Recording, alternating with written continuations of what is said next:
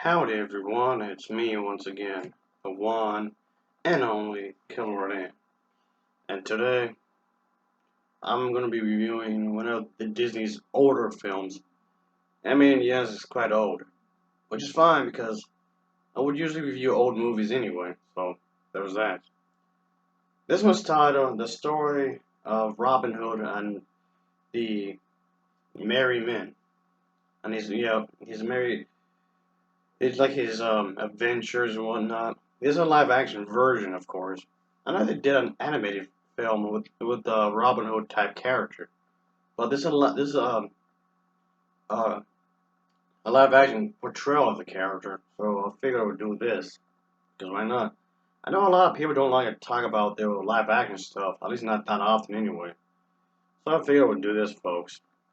So anyway, as usual, I have to talk about the plot. So let's just get into it, shall we? So, yes, with the King Richard away at this place, let's just say that there's this character named Prince John who rules over kingdom with an iron fist, pretty much, and tasks the sheriff with the collection of high taxes, of course. And yes, Robin Hood is viewed as an outlaw, and there's pretty much like a bounty on his head, so to speak. Because there was somebody that's definitely ordered to capture him.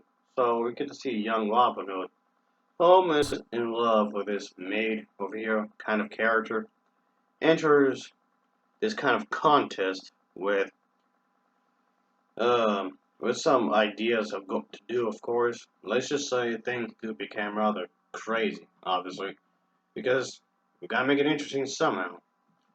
So yeah, the story of Robin Hood as Merry Men is a 1952 live-action film adventure that was produced by Walt Disney Studios, and yes, it's based on the Robin Hood legend. Well, I guess somewhat uh, faithful to source material, I guess. Those elements of it, I guess you can say. So this film was made in Technicolor, and yeah, which is I guess an interesting look that it has, I guess, which I thought was pretty cool in its own little way. I thought that was really nice. I did like the way it was handled, of course. So there was definitely a rather nice look to the movie, of course. So what can I say? This one wasn't too bad. It was actually quite good. I'm not too sure a whole lot of people are aware of this movie, really, which is kind of sad because this one was actually quite good. I actually like this one. I think I might like this one more than the animated movie they made sometime afterwards. That's not to say that the animated movie was bad or anything. I just thought this was a better uh, a film that handled the source material much better. Even though both versions kind of had the same kind of premise, I guess. But I thought this one handled it better, in my opinion. So yeah, I don't. I would like to review more of the older films of Disney whenever I do have the chance, of course. So I just thought I'd do it here because might as well.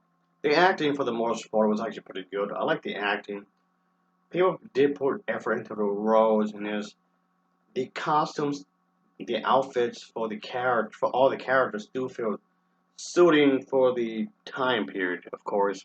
So that was handled with great care. So they really try to give you an overall feel of the time period that this is supposed to be taking place in. So that was great. I know there's been multiple different versions of this character and the story over the years that's been adapted to multiple times in film, plays, cartoons, and whatnot. Which I thought was pretty cool. And this was Disney's way of doing their own little touch to it in a live action format. And might as well, I guess. So yeah, I can say that this one's pretty good. Even though a lot of people may not know that this film exists really, which is unfortunate because it's actually pretty good. I did like the music. The music in here was actually quite nice. I did like the overall idea and the way it executed it, that was pretty cool way there, folks. Obviously, and I can say that the premise was good, and they found a way to make it seem interesting in its own way. I guess. Because, like I said, this character was in multiple movies before. Everybody wants to have their own version of the tale. So with this movie, they're trying to make it seem, interesting in their own way, I guess, which is fine. So the music did help to give a sense of adventure as a whole, folks. I did like that. They were trying to give you a feel of the character and his friends or what have you, and you can tell that this is a Disney movie, and this is by no means a complaint at all, really. So that's definitely a thing they did here because I did like how they were trying to give it their own little spin on this, trying to keep this story refreshing in their own way. And in a lot of ways they did. In a lot of ways they did. Even though they did like an animated version of this, like years later. But like I said, I prefer this one honestly. But it had the plot better, really. But anyway, I would definitely say give this one a recommendation. If you're a fan of Robin Hood, if you have not seen this version, really, I say check it out. Or even if you're just a fan of Disney and you have not seen this film, I'll say give it a shot, folks. Because at the end of the day, it's a good movie. While I myself was never a huge fan of Robin Hood, at the end of the day, that shouldn't really matter because what really matters is a good story, and this one does have a good story, that's for sure. So anyway, I'll give this film an overall rating of a 7.4 out of 10. I guess a 7.4 out of 10 for me. As always, thanks for watching, and take care. Until next time, see ya. Oh yeah.